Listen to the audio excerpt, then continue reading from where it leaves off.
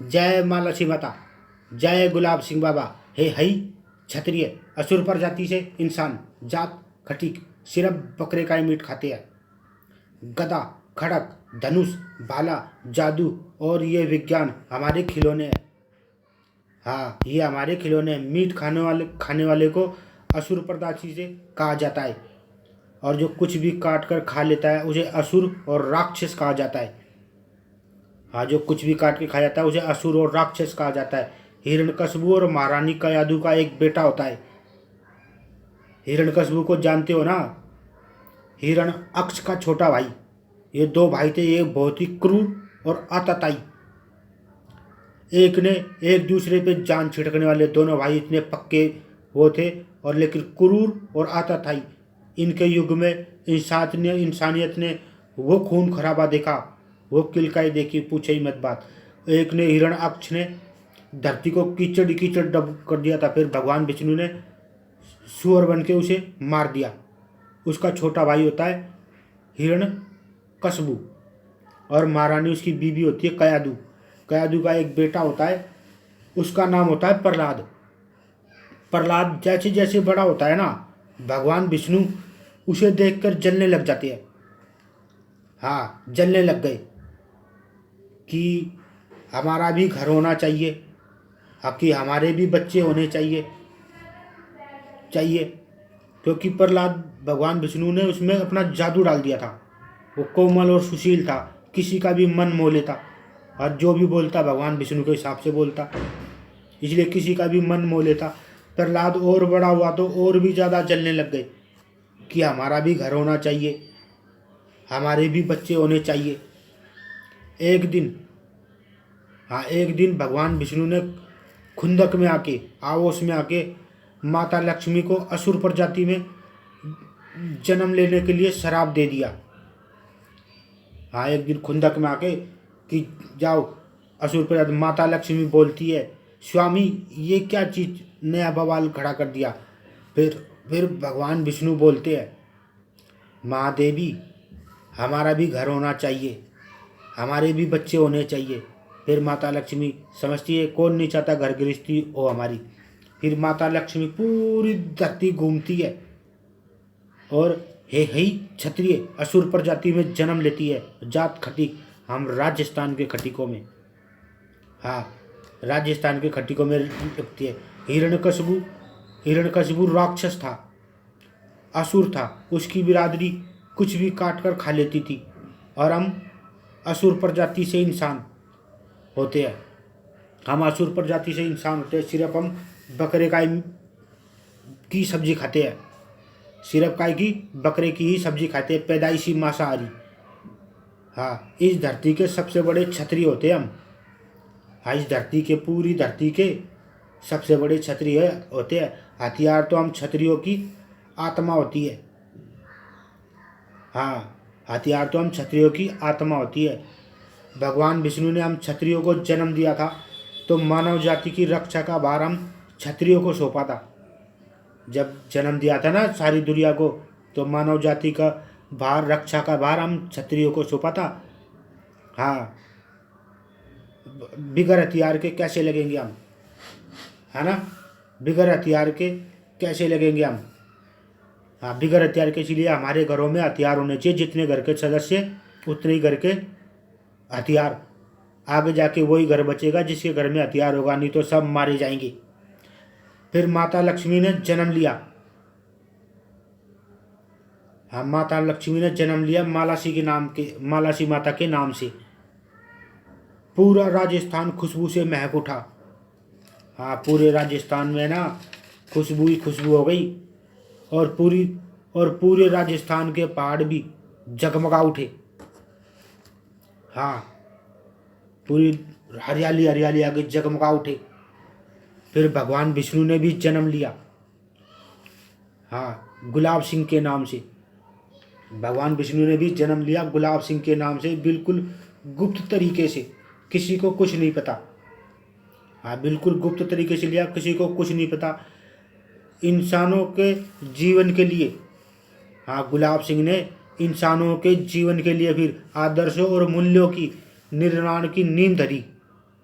आदर्श जो होते ना, और निर्माण, आदर्शों का निर्माण किया, उसके निर्माण की नींव धरी और जीवन के कल्याण के लिए, इंसानों के जीवन के कल्याण के लिए मर्यादा स्थापित करी, जीवन के कल्याण के लिए इंसानों के मर्यादा स्थापित करी। फिर मालासी माता के एक पुत्र हुआ, फिर उनकी जब बड़े हुए तो शादी हुई, कुछ टाइम बाद एक पुत्र हुआ।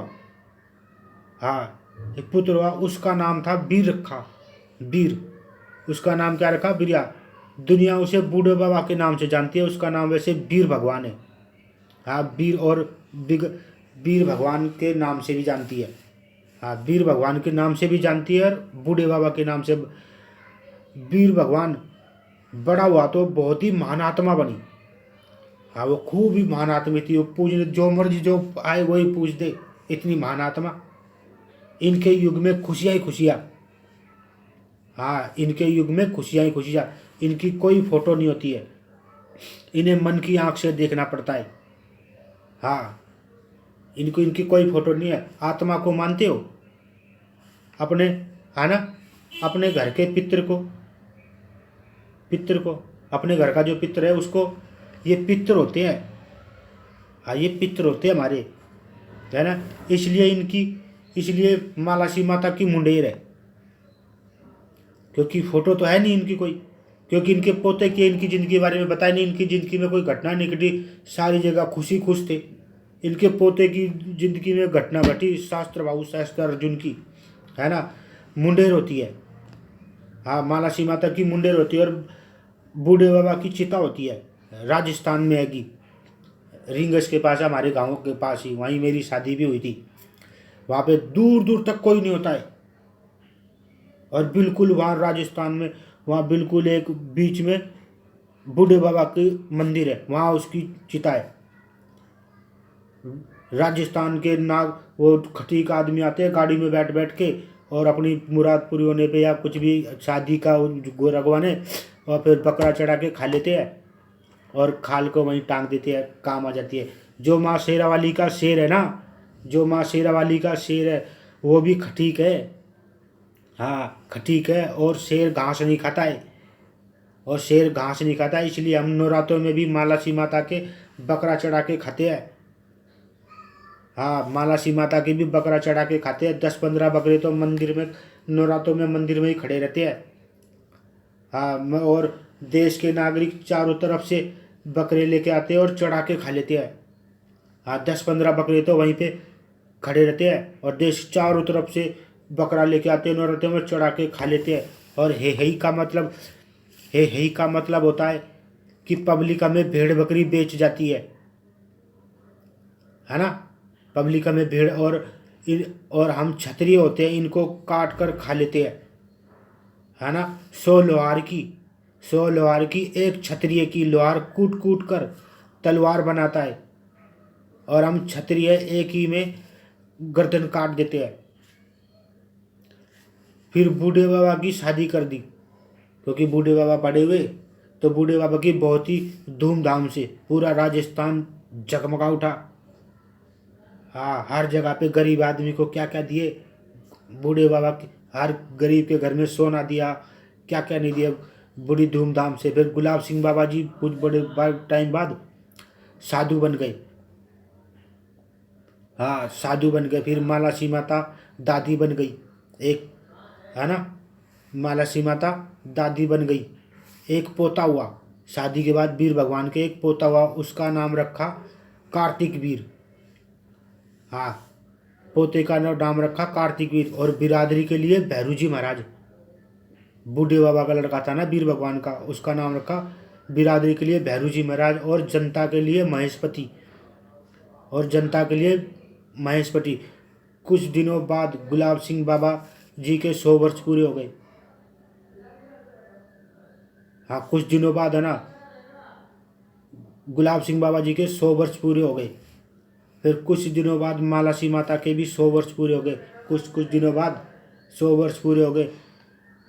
फिर कुछ दिनों के बाद भैरू जी महाराज की शादी कर दी। फिर 2-4 साल बाद वीर भगवान ने भैरू जी महाराज की शादी कर दी। धीरे धीरे भैरू जी महाराज के एक के बाद एक 4 बेटे हुए। हाँ, भैरू जी महाराज के 4 बेटे हुए, एक के बाद एक। फिर 2-4 साल बाद वीर भगवान के भी, बूढ़े बाबा के भी 100 वर्ष पूरे हो गए। बूढ़े बूढ़े बाबा के भी। फिर भैरू जी महाराज अकेले पड़ गए। हाँ, भैरू जी महाराज है ना, अकेले पड़ गए, हताश निराश अकेले पड़ गए। एकांत में जाके जंगल में तपस्या शुरू कर दी। हाँ, भैरू जी महाराज ने जंगल में जाके तपस्या शुरू कर दी। और कुछ दिनों के बाद भगवान विष्णु दादरेपरे के रूप में आते हैं। फिर भगवान विष्णु दादरेपरे के रूप में आए और उनको खुश होकर भैरू जी महाराज को शास्त्र बाहु होने का वरदान दे दिया। हाँ, खुश होकर, क्योंकि छोटे थे भैरू जी महाराज। और लेकिन जैसे ही शास्त्र बाहु का बल पाते ही, है ना, दुनिया भैरू जी महाराज को शास्त्र अर्जुन कहने लगी। हाँ, भैरू जी महाराज ने जाना शास्त्र अर्जुन कहने लगी। फिर भैरू जी महाराज ने अत्याचार का चक्कर चला दिया। जैसे जिन हाथ में आए ना, हाथ, क्योंकि गुरु जगदम्बिनी का समाज हमारा गुरु होता है। हाँ, हमारा गुरु होता है। हम उनका आदर कर सकते हैं, लेकिन उनका आदेश नहीं मान सकते, क्योंकि राजा हम होते हैं, वो थोड़ी होते हैं। अगर इस धरती पे सारे ही राजा हो जाएंगे तो कोई भी जानवर अपने घर पे काट देगा, है ना, कोई भी जानवर अपने काट देगा और पूरी धरती बर्बाद हो जाएगी। इसलिए परशुराम का सारा समाज भगा के,